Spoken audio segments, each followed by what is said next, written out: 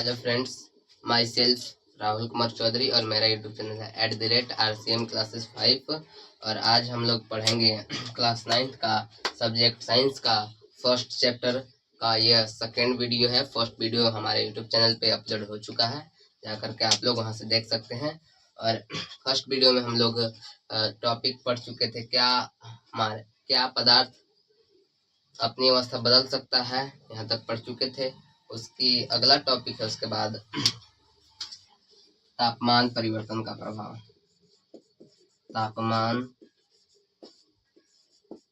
परिवर्तन का प्रभाव, effect of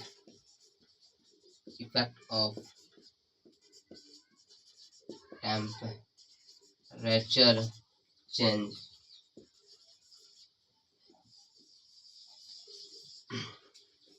effect of temperature change, जब तापमान को हम चेंज करेंगे तो पदार्थ पे क्या प्रभाव पड़ेगा। जब तापमान को हम लोग चेंज करेंगे तो पदार्थ पे क्या प्रभाव पड़ेगा, यही हम लोगों को पढ़ना है इस टॉपिक में।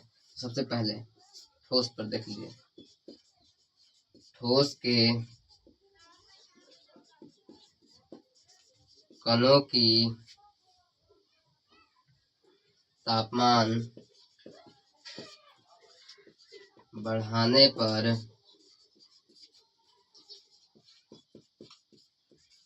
कणों की गतिज ऊर्जा बढ़ जाती है। क्या बोल रहा है? ठोस के कणों की तापमान बढ़ाने पर उसकी गतिज ऊर्जा, मतलब उसके कणों की गतिज ऊर्जा बढ़ जाती है। और सेकंड में क्या है? गतिज ऊर्जा में वृद्धि होने के कारण गतिज ऊर्जा में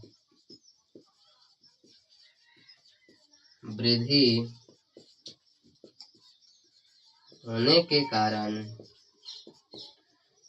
गतिज ऊर्जा में वृद्धि होने के कारण कण अधिक तेजी से कंपन होते हैं। कण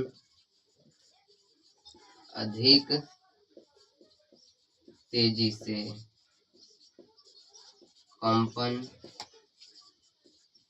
होते हैं।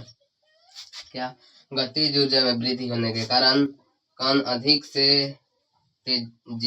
तेजी से कंपन होते हैं। थर्ड में कण के अधिक तेजी से कंपन होने के कारण ठोस के कण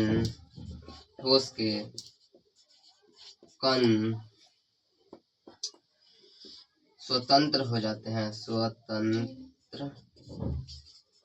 हो जाते हैं। क्या हो जाता है? कण के अधिक तेजी से कंपन होने के कारण क्या हो जाते हैं? ठोस के कण क्या हो जाते हैं जी? स्वतंत्र हो जाते हैं। फोर्थ हम लिख सकते हैं, एक समय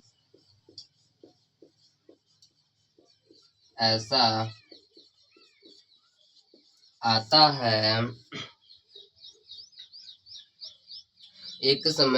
आता है, जहां ठोस पिघलकर द्रव में परिवर्तन हो जाते हैं। और एक समय ऐसा आएगा जो कि ठोस क्या हो जाएगा? द्रव में पिघल जाएगा। अब देखिए, नोट है, मतलब इसको ध्यान देने वाली बात है।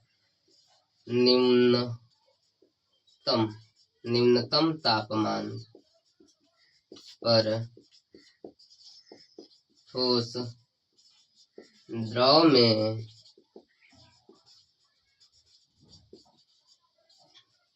निम्नतम तापमान पर ठोस द्रव में परिवर्तन हो जाता हो तो उसे क्या कहते हैं जी? गलनांक कहते हैं। पदार्थ का गलनांक किसे कहते हैं? न्यूनतम तापमान पर ठोस द्रव्य में परिवर्तित हो जाता है तो उसे क्या कहते हैं जी? द्रव्यमान क्या कहते हैं जी? गलनांक कहते हैं। तो बर्फ का गलनांक कितना होता है? बर्फ का गलनांक है 273.15 केल्विन। ये मतलब क्या है जी? ये बर्फ का क्या है? गलनांक है। बर्फ का गलनांक है 273 केल्विन। तापमान का एसआई मात्रक, मतलब अब देखेंगे तापमान का एसआई मात्रक क्या है जी? केल्विन है। केल्विन मतलब के है। तापमान का एसआई मात्रक क्या है जी? तो केल्विन है। अब देखिए जी, 0 डिग्री सेल्सियस बराबर क्या होता है? 273 केल्विन। 273.15 केल्विन होता है। होता है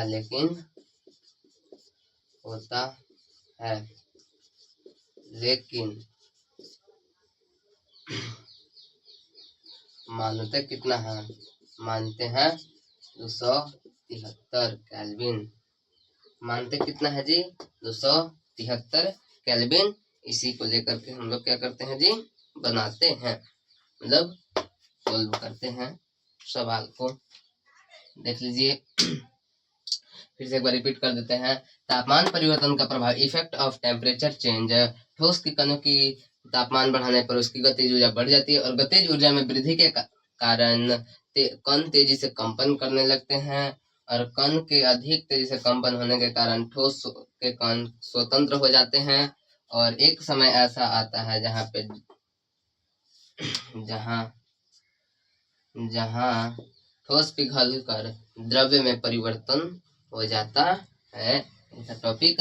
और एक नोट है, निम्नतम तापमान पर ठोस द्रव्य में परिवर्तन हो जाता है तो उसे गलनांक कहते हैं। और तापमान का ऐसे मात्रक क्या है? तो केल्विन है। और 0 डिग्री सेल्सियस बराबर 273.5 केल्विन होता है, जो कि बर्फ का भी गलनांक है। और इसे लेकिन मानते कितना है? 273 केल्विन मानते हैं। चलिए स्क्रीनशॉट ले लीजिए, लिख लीजिए वीडियो पॉज करके, और इसको हम मिटाते हैं। अगला टॉपिक में चलते हैं।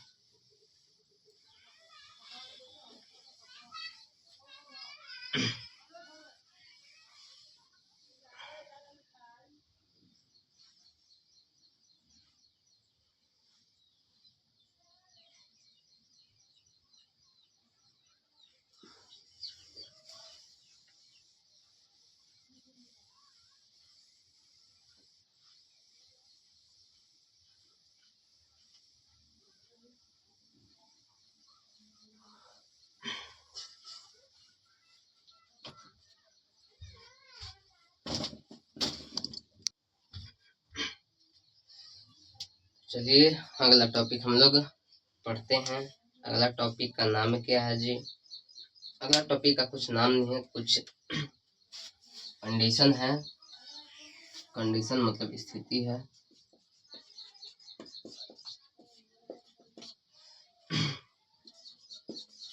जब केल्विन को किसमें? सेल्सियस यानी कि सी में बदलना हो तो 273 केल्विन जोड़ना होगा। जब केल्विन को सेल्सियस में बदलना हो तो क्या होगा, 273 केल्विन क्या करना पड़ेगा जी, हम लोगों को जोड़ना पड़ेगा। एग्जाम्पल से समझते हैं। एग्जाम्पल मान लीजिए कोई भी हो, केल्विन को मान लीजिए 500 केल्विन, मान लीजिए 273 केल्विन दिया हुआ है, तो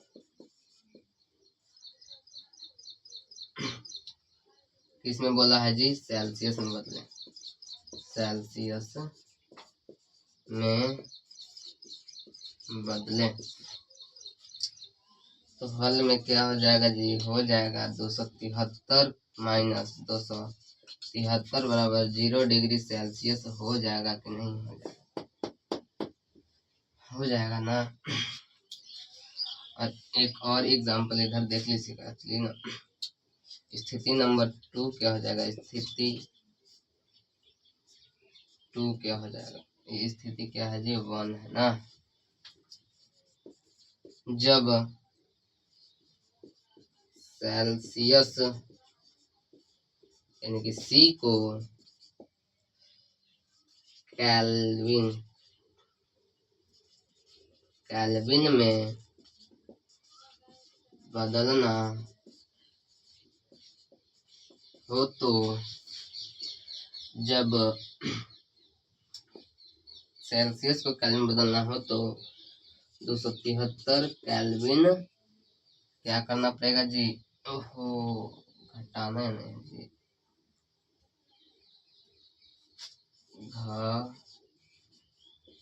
घटाना। जब केल्विन को सेल्सियस में बदलना है तो 273 घटाना पड़ेगा और 273 इसमें जोड़ना पड़ेगा, जैसे एग्जांपल के लिए समझ लेते हैं, 25 डिग्री सेल्सियस दिया हुआ है ना, तो हल क्या हो जाएगा जी, 25 प्लस 273 क्या हो जाएगा जी, 298 केल्विन हो जाएगा कि नहीं हो जाएगा, 298 केल्विन। देख लीजिए स्थिति नंबर 1 में जब केल्विन को सेल्सियस में बदलना हो तो 273 घटाना पड़ेगा, जितना दिया हुआ है उसमें से 273 घटा दीजिएगा, आंसर आ जाएगा। उसके बाद स्थिति नंबर 2 में जब सेल्सियस को केल्विन में बदलना है तो 273 जोड़ना पड़ेगा। एग्जाम्पल एक एक दे दिए। अब चलिए आप लोग और कुछ सवाल करते हैं आप लोग के साथ मिलकर के।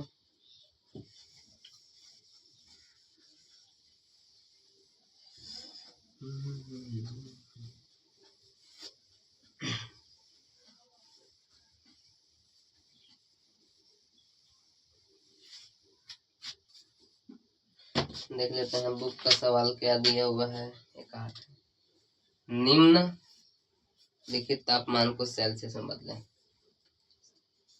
निम्न लिखित तापमान को इसमें सेल्सियस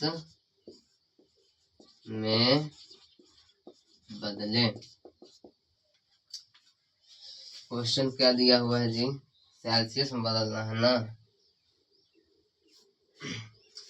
तो दिया होगा कितना, दिया है क्वेश्चन फर्स्ट कितना केल्विन, हल सेल्सियस में बदलना है तो घटाना पड़ेगा ना जी, तो कितना हो जाएगा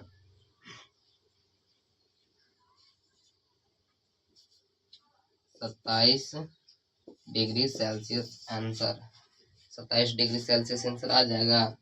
और दूसरा सवाल क्या दिया हुआ है, 573 है जी, 573 केल्विन, इसको हल कर देंगे, 573 माइनस 273 तो कितना आ जाएगा जी, 300 डिग्री सेल्सियस आ जाएगा कि नहीं आ जाएगा।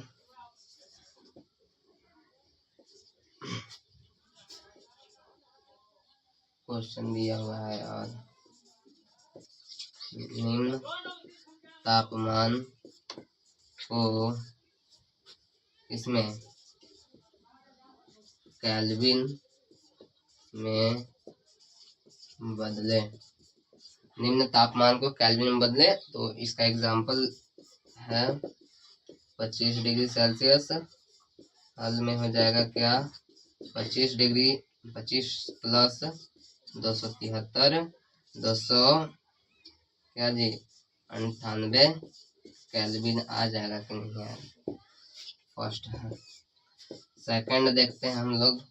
सेकंड हो जाएगा 22 डिग्री सेल्सियस। 22 को देखिए हल करेंगे, 22 प्लस कुछ नहीं करना, 22 प्लस 273 जोड़ देंगे तो हो जाएगा 295 केल्विन। हो जाएगा कि नहीं होगा। अब सोल्व हो जाएगा। इसके पहले हम लोग बताए थे केल्विन को कैसे बदलना है, सेल्सियस में कैसे बदलना है। चलिए इसको अब मिटाते हैं, अगला टॉपिक देखते हैं। तार लीजिएगा आप लोग, कॉपी में अच्छे से इसको ध्यान रखना है। एमसीक्यू में पूछ लेता है, हालांकि 9th क्लास का तो एग्जाम एमसीक्यू OMR शीट पर ही होता है। तो ये सब पढ़ना बहुत जरूरी है, क्योंकि अगले क्लास में बहुत काम देता है। तो अगला टॉपिक देखेंगे हम लोग। अगला टॉपिक क्या है,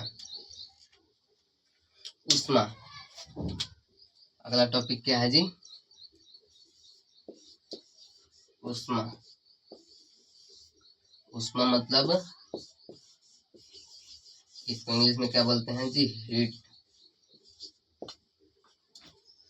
ऊष्मा एक प्रकार का ऊर्जा है जो तापमान, ऊष्मा क्या है जी,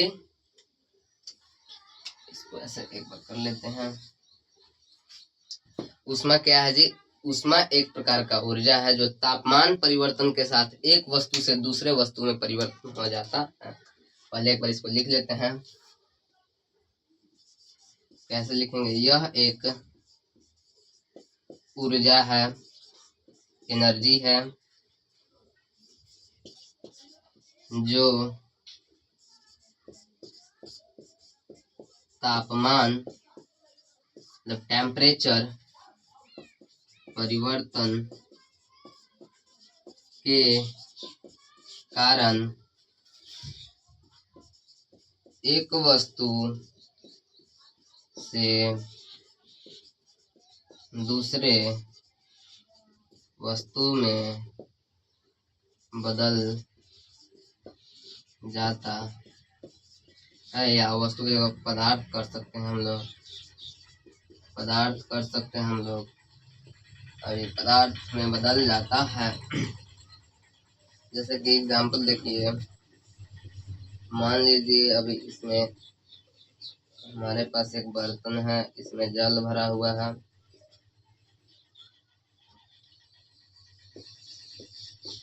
बर्तन है, इसमें जल भरा हुआ है।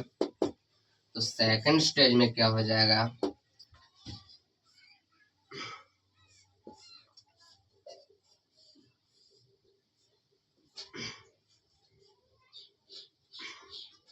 सेकंड स्टेज में क्या हो जाएगा,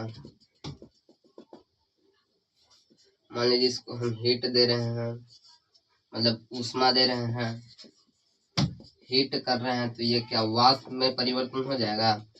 तो वाष्प भी क्या है, गैसीय अवस्था है पदार्थ का, वाष्प हो जा रहा है, वाष्प हो जा रहा है। हीट दे रहे हैं, यहाँ पे जल हो गया, ये बर्तन हो गया। तो देखिए आगे हम लोग वाष्प के बारे में भी पढ़ेंगे, वाष्पीकरण किसे कहते हैं। तो ये क्लियर है, हीट किसे कहते हैं। हीट एक प्रकार का ऊर्जा है, एनर्जी है, और तापमान परिवर्तन के कारण यह एक पदार्थ से दूसरे पदार्थ में परिवर्तन हो जाता है। इसके अलावा और कुछ पढ़ना है नहीं पढ़ना है, रूपांतरित हो जाता है या परिवर्तन हो जाता है, वही बात है। इसको एक डायग्राम से समझेंगे। जैसे मान लीजिए, लिख लेते हैं एक बार।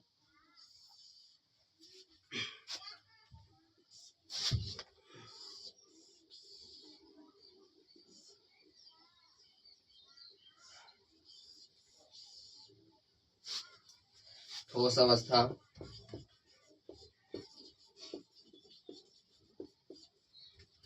द्रवावस्था और क्या गैसीय अवस्था, गैसीय अवस्था।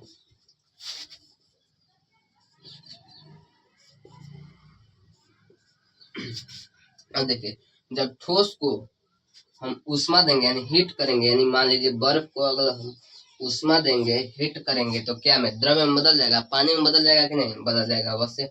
और द्रव्य को अगर ऊष्मा दिए तो क्या गैस में बदल जाएगा, वाष्पीकरण अभी यहाँ पे समझाएं कि नहीं, तो वही है।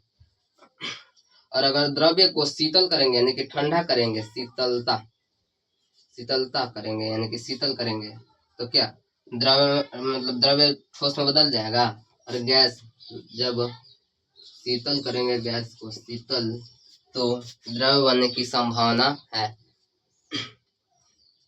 जैसे मान लीजिए फ्रिज में नाइट्रोजन गैस होता है ना, उसी के कारण ना हम लोग को ठंडा पानी मतलब हो जाता है। और आप वातावरण में सबसे ठंडा गैस कौन सा है, नाइट्रोजन है, तो वही है।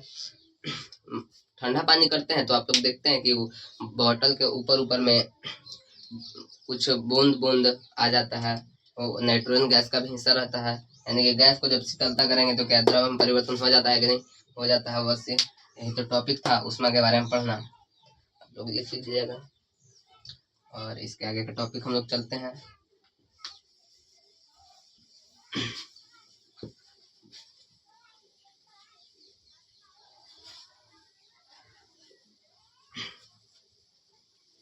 इसको अवश्य याद रखना है, बर्फ का गलनांक कितना होता है जी, 273.15 केल्विन। इसके अगला टॉपिक का नाम है जल की भौतिक अवस्थाएं। जल की भौतिक अवस्थाएं मुख्य 3 होती हैं। एक ठोस प्रकार का हो गया, या द्रव प्रकार का हो गया, और गैसीय, मतलब मुख्य 3 होते हैं।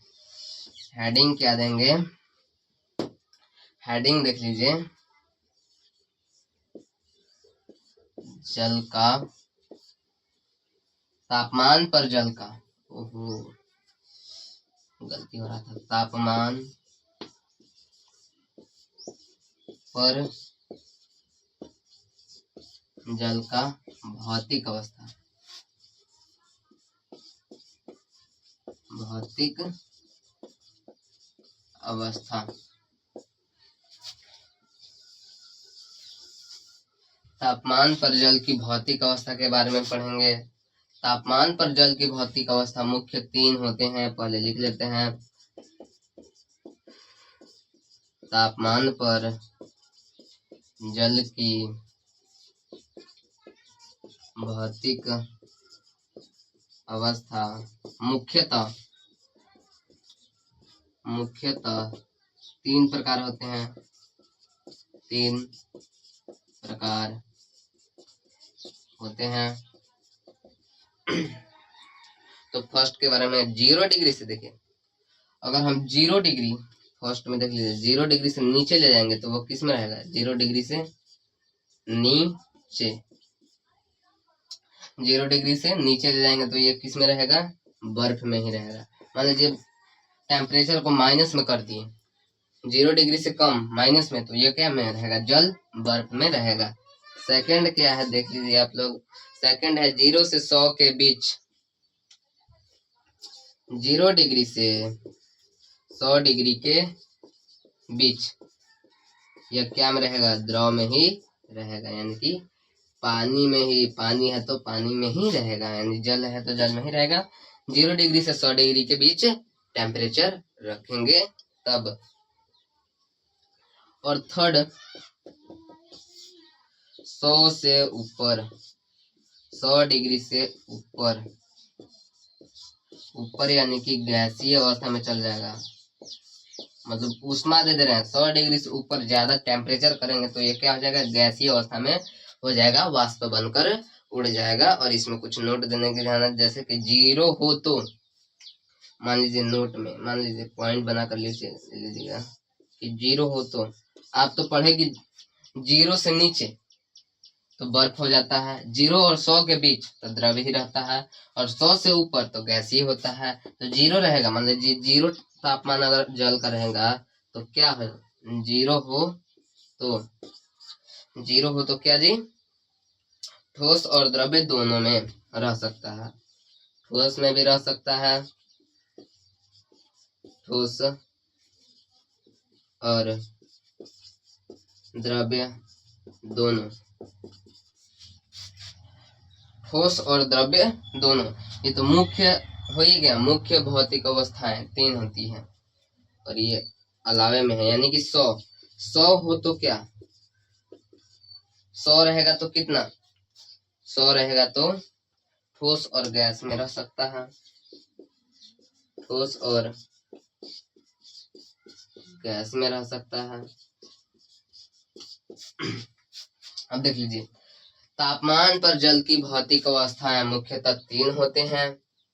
0 से नीचे है तब बर्फ रह जाएगा, 0 से 100 के बीच में है तो द्रव्य यानी कि पानी ही रह जाएगा, 100 से ऊपर हो तो गैसीय मतलब वाष्प बनकर उड़ जाएगा, 0 हो तो मतलब 0 हो तो द्रव्य, ठोस और द्रव्य दोनों में से कोई हो सकता है, और 100 हो तो ठोस और गैस दोनों में से कोई हो सकता है।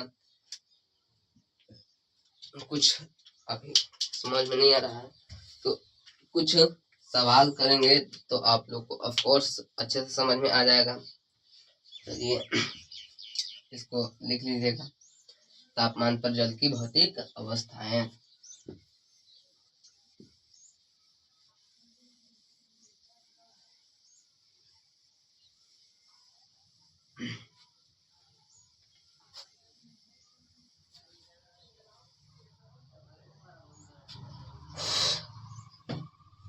निम्न को तापमान पर जल की भौतिक अवस्था क्या होगी, निम्न पर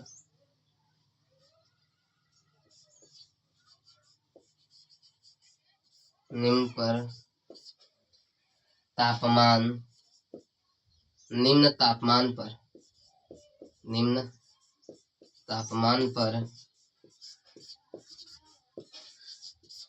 जल की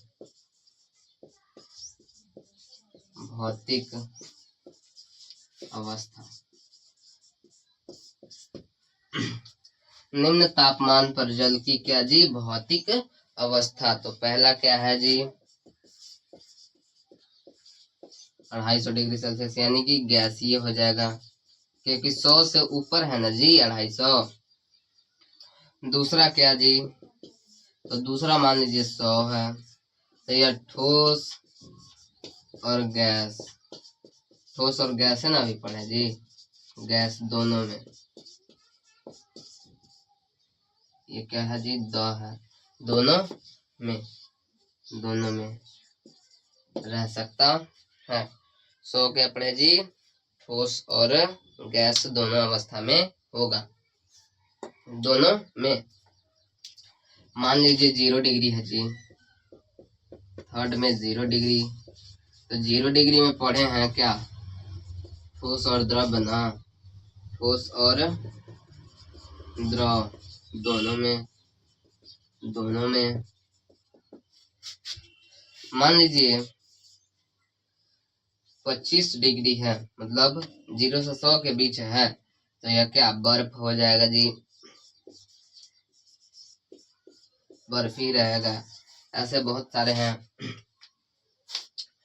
तो देख लीजिए, आप सवाल भी सोल्व कर दिए, आपको अच्छे से समझ में आ गया होगा। तो चलिए अगले टॉपिक में चलते हैं हम लोग।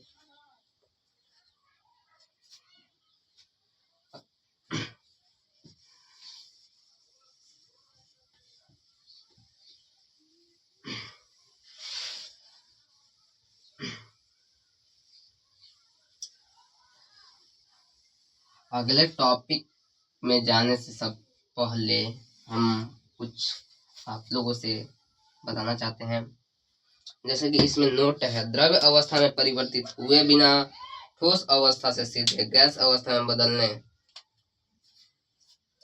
नोट में द्रव अवस्था से परिवर्तित हुए बिना ठोस से ठोस से गैसीय अवस्था में परिवर्तन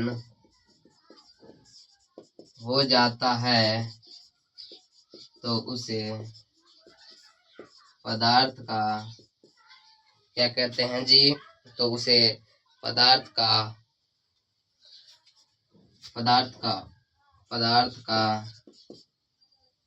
ऊर्ध्वपातन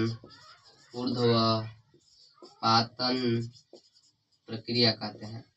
ऊर्ध्वपातन प्रक्रिया कहते हैं। क्या कहते हैं? जो ऊर्ध्वपातन प्रक्रिया कहते हैं। Note number 2। अब नोट नंबर 2 देखिए, ऊर्ध्वपातन प्रक्रिया कहते हैं। और गैस से सीधे ठोस बनने की, गैस से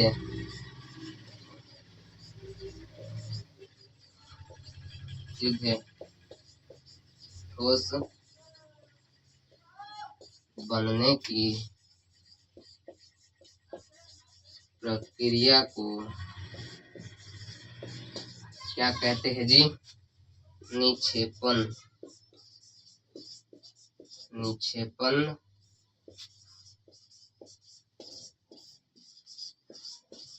कहते हैं। ये दोनों नोट को आप लोग को ध्यान रखना पड़ेगा। द्रव अवस्था से परिवर्तित हुए बिना, द्रव अवस्था में परिवर्तित हुए बिना डायरेक्ट ठोस अवस्था से गैसीय अवस्था में बदलने की प्रक्रिया को क्या कहते हैं जी? ऊर्ध्वपातन कहते हैं। और दूसरा नोट में क्या है? गैस अवस्था से ठोस अवस्था में परिवर्तित हो, गैस अवस्था से सीधे ठोस अवस्था में बनने की प्रक्रिया को क्या कहते हैं जी? निक्षेपण कहते हैं। आप लोगों को ध्यान देना होगा इन दोनों पे। चलिए अब अगला टॉपिक आ गया।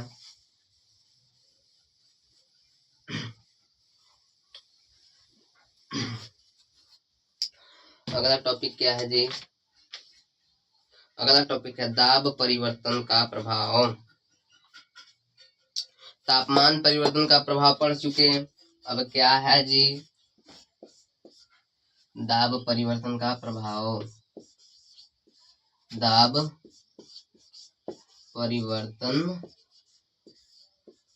का प्रभाव।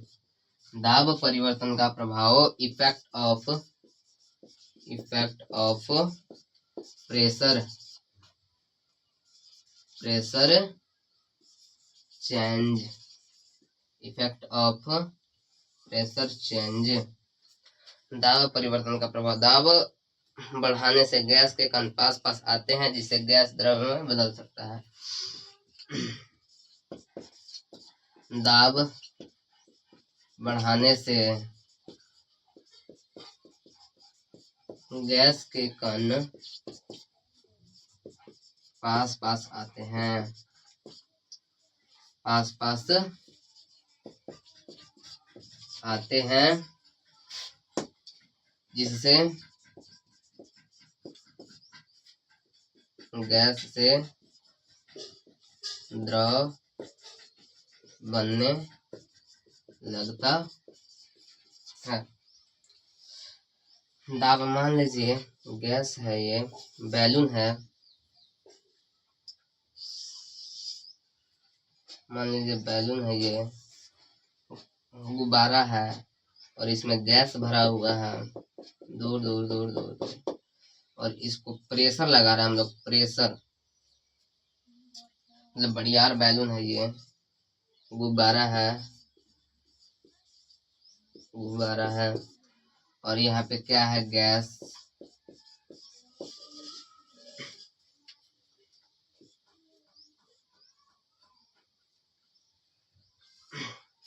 और इसको हम प्रेशर लगा रहे हैं, दाब लगा रहे हैं, दाब। तो क्या दाब बहुत जोर से लगाएंगे, बहुत अधिक, तो क्या या ठोस में परिवर्तन हो सकता है, समझ में आया? चलिए अब ठोस पर देख लेते हैं।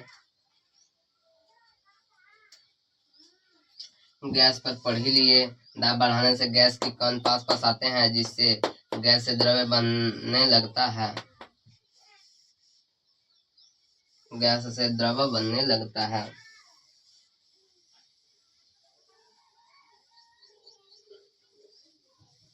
अब ठोस पे देखेंगे, गैस पढ़ ली, अब ठोस पे देखेंगे।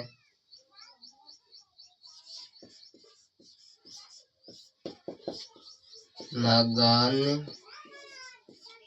प्रभाव पड़ता है।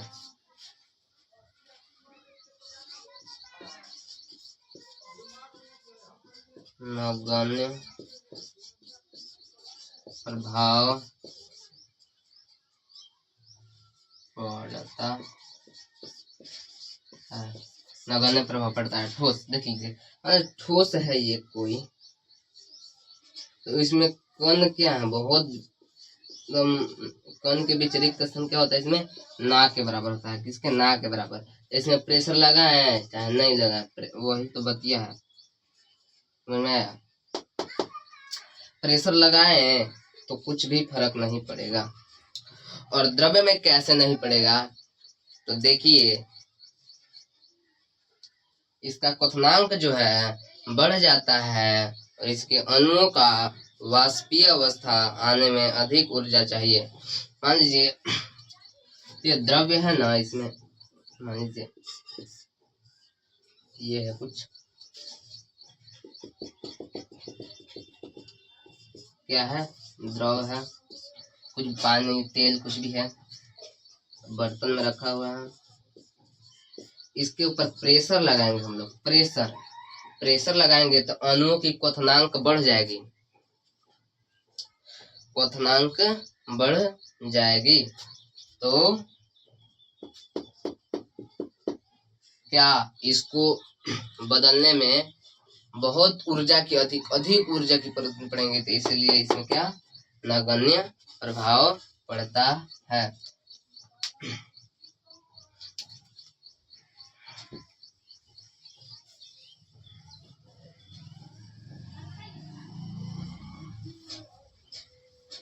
पढ़ लिए दाब परिवर्तन का प्रभाव।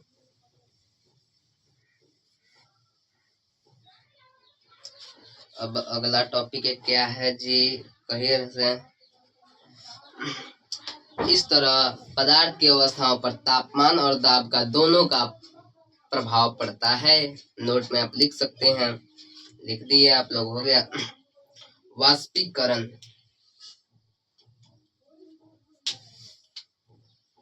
हाइपोटिज्म, वाष्पीकरण। देखिए आप लोग पीछे बताए थे ना कि वाष्पीकरण के बारे में पढ़ना है। हाइपोटिज्म, क्या जी, हाइपोटिज्म, क्या है जी, हाइपोटिज्म। हाइपोटिज्म के बारे में पढ़ेंगे हम लोग। यह एक प्रकार की प्रक्रिया है जिसमें द्रव्य या ठोस तरल पदार्थ क्या हो जाते हैं, वाष्प बन जाते हैं। वाष्प अवस्था में परिवर्तन हो जाते हैं। तो इसको डेफिनेशन लिखेंगे। यह एक प्रक्रिया है जिसमें कोई द्रव्य या ठोस पदार्थ तरल या ठोस अवस्था से गैसीय अवस्था में हो जाता है। यह एक प्रकार का प्रक्रिया है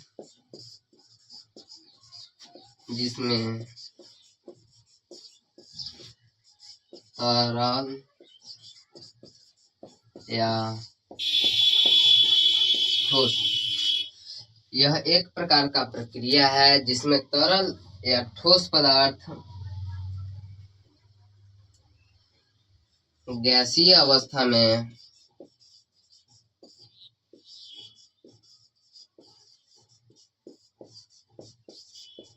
परिवर्तन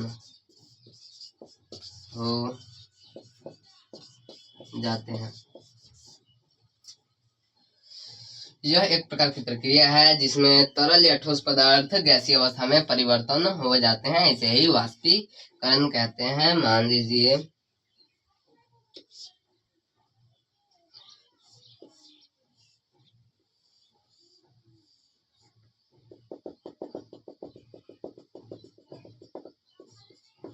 इसमें जल है, ये बर्तन में रखा हुआ है।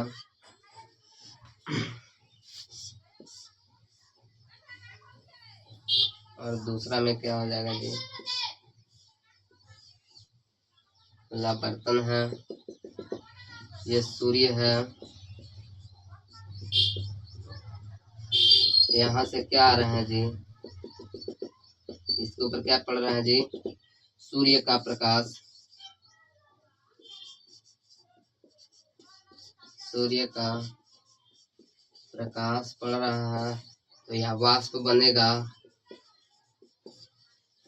वाष्प बनेगा कि नहीं बनेगा, बन जाएगा। तो इसी के बारे में पढ़ते हैं, या एग्जाम्पल ले लेते हैं। मान लीजिए कोई गीला कपड़ा है, तो गीले कपड़े को अगर हम धूप में पसार देते हैं तो सूख जाता है। तो उसमें किसकी हाथ है, मतलब किस प्रक्रिया से हुआ वो सूखा कपड़ा, तो वाष्पीकरण होकर सूख गया। और ज्यादा कुछ नहीं है, वाष्पीकरण बस यही पढ़ना था।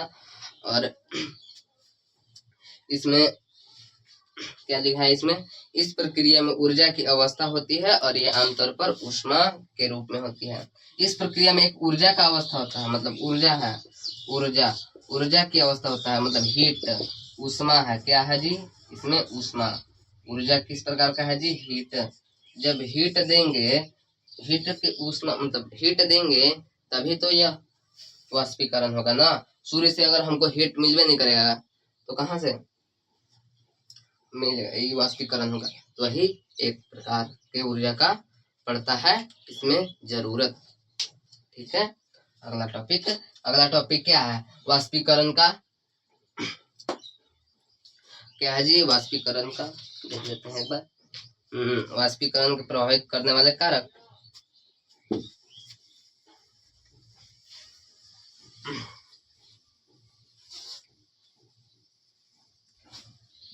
वाष्पीकरण के प्रभावित करने वाला कारक,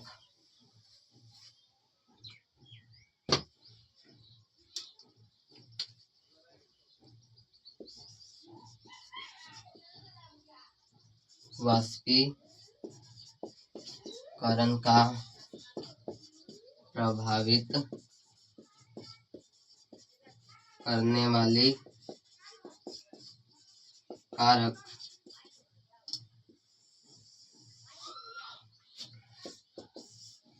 फर्स्ट में सतह क्षेत्र,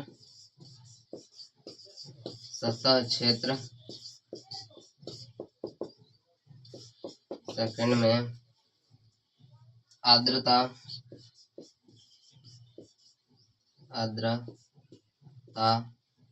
ह्यूमिडिटी, एयर ह्यूमिडिटी,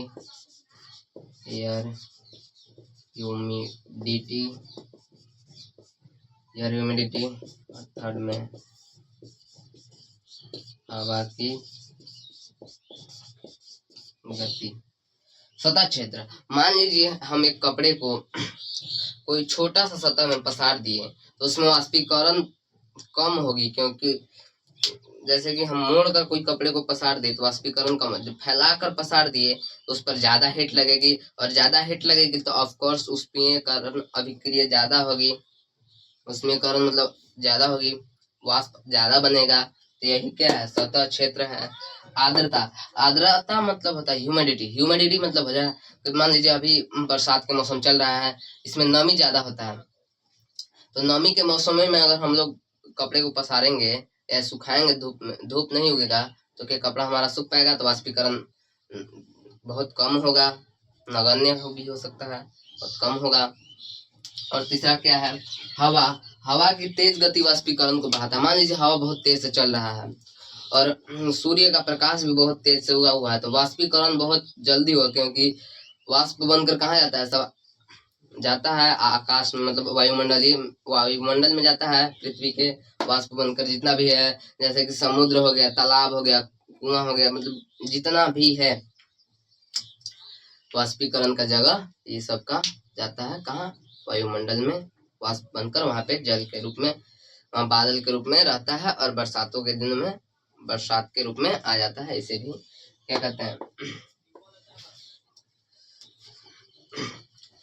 हो गया। आप लोग को समझ में आ गया हवा की गति पर क्यों निर्भर पड़ता है, बस यही तो पढ़ना था। और अगला टॉपिक चलेंगे।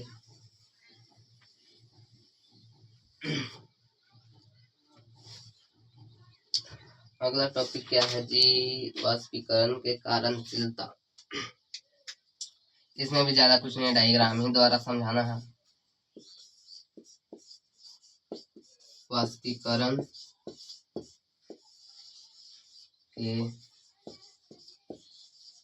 कारणशीलता।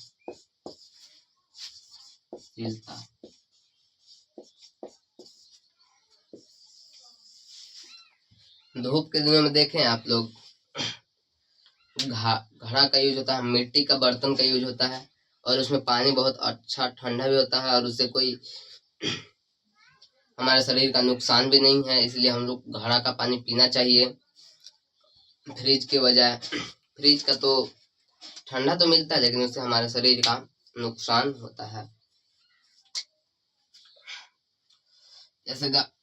जैसे आप लोग डायग्राम बना दे रहे हैं, डायग्राम रुकिए थोड़ा सा वेट कीजिए, इंक डालना है जी।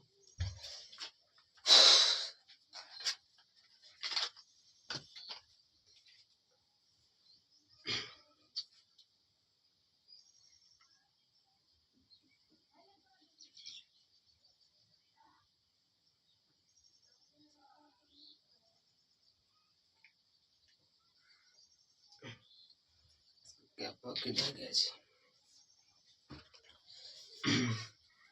मान लीजिए यह सूर्य है, अच्छे से छाप देते हैं।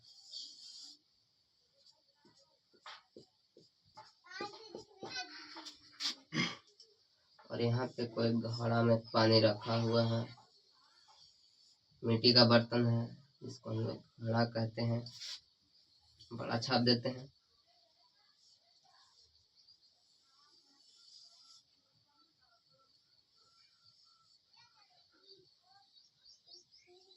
क्या है जी, घड़ा है, और इसमें क्या भरा हुआ है जी, जल। इसमें क्या है जी, जल है, और सूर्य का प्रकाश आ रहा है, सब घड़ा पे पड़ रहा है। यहाँ पे देखिए, मिट्टी के बर्तन जैसे ठोस में भी खाली स्थान होता है ना, आप पढ़े होंगे ठोस में। घड़ा में क्या है, घड़ा भी क्या है, ठोसी मिट्टी क्या है, ये मिट्टी का क्या है, मिट्टी का बर्तन है, मिट्टी का बर्तन है। इसमें छिद्र तो होता ही होगा,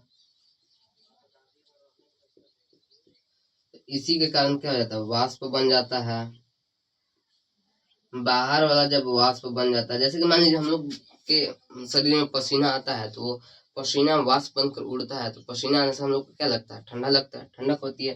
वैसे ही जब वाष्प होता है, तो वाष्प जो होता है वो हीट के कारण होता है, तो हीट जो गर्म मतलब द्रव्य है उसको तो उड़ा ले जाता है, और बाकी जो नीचे ठंडा पड़ा हुआ है वो तो पड़ा ही हुआ है, मतलब ठंडा ही है, इसीलिए। और रेड कपड़े को घड़े के ऊपर क्यों टांगते हैं, क्योंकि देखिए रेड कपड़ा जो है वो प्रकाश को एब्जॉर्ब करता है, और एब्जॉर्ब ज्यादा करेगा तो वाष्पीकरण ज्यादा होगा। ठीक है, आप समझ लिए वाष्पीकरण का कारणशीलता क्यों होता है। तो लिख सकते हैं कि वाष्पीकरण, जैसे कि मान वाष्पीकरण खुले बर्तनों के कारण, सूर्य के प्रकाश पड़ने के कारण वाष्पीकरण होता है, और इसे मिट्टी के बर्तनों में छोटा छोटा छिद्र होता है, उससे वाष्पीकरण होकर ठंडे जल बच जाते हैं, इसे ही वाष्पीकरण के कारणशीलता कहते हैं। ये सारे पॉइंट लिख सकते हैं आप लोग।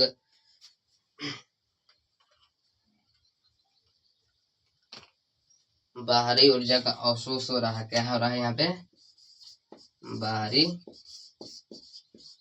ऊर्जा का अवशोष हो रहा है, मतलब शोष ले रहा है। बाहरी ऊर्जा का क्या हो जा रहा है जी, अवशोष हो रहा है। समझ गए वाष्पीकरण के कारण शीलता कैसे होती है। ये सूर्य है, यहाँ पे बाहरी ऊर्जा का अवशोष हो रहा है, और जल यहाँ पे जल है, मिट्टी का बर्तन है, वाष्पीकरण हो रहा है, बहुत तेज वाष्पीकरण हो रहा है, इसके कारण शीलता बन जा रही है। यहाँ पे आप समझ चुके हैं। अब इसके अगला टॉपिक कुछ नहीं है, टॉपिक खत्म। और इसमें कुछ ऐसा ही मात्रक है, जैसे कि हम इसको मिटाकर लिख देते हैं। ऐसा ही मात्रक बुक में ही दिया हुआ है।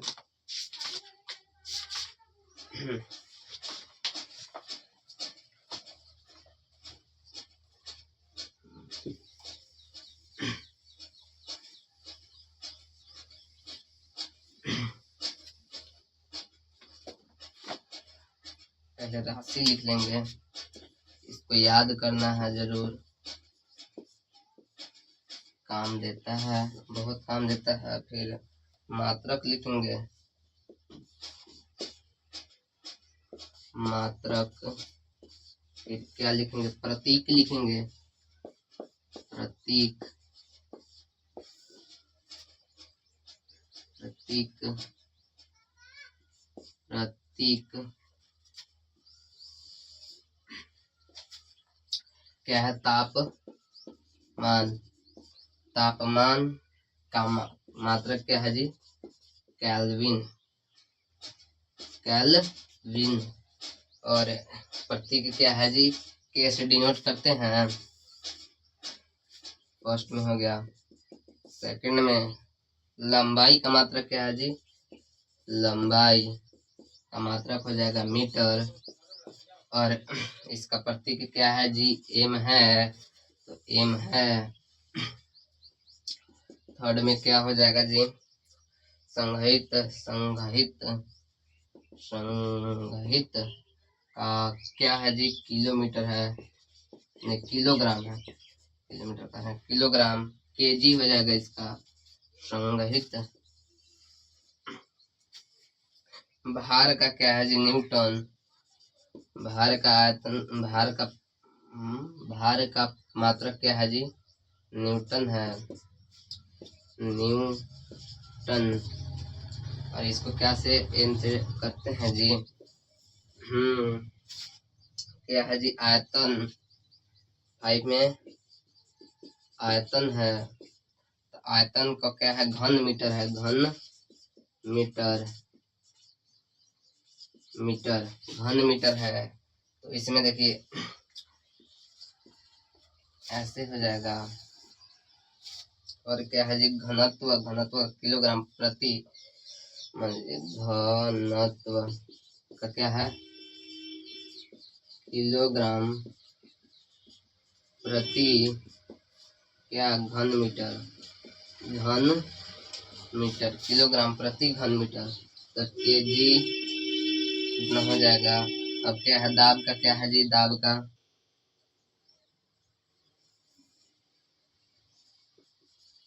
दाब का क्या है जी, पास्कल। इसका प्रतीक क्या है जी, पीए होगा, दाब का प्रतीक क्या हो जाएगा जी, पीए हो जाएगा। और यहाँ पे 1 ATM दाब बराबर कितना होता है जी, 1.1.01 गुने 10 के पावर 5 कितना होता है, तो 1.10 के पावर 5 पास्कल हो जाएगा। इसको एटीएम मतलब हो जाता है, एटीएम मतलब हो जाता है वायुमंडलीय दाब, वायुमंडलीय दाब। और चैप्टर क्या हो गया जी, द इंड हो गया, द इंड मतलब ये क्या हो गया जी, चैप्टर। आप लोगों को ज्यादा पढ़ना नहीं था, यही पढ़ना था। तो चैप्टर ये आज क्या हो गया जी, द एंड हो गया, 2 शॉर्ट में द एंड चैप्टर। वीडियो अच्छा लगे तो अपने दोस्तों के पास शेयर जरूर कीजिएगा, और लाइक सब्सक्राइब मेरे चैनल को कीजिएगा। धन्यवाद।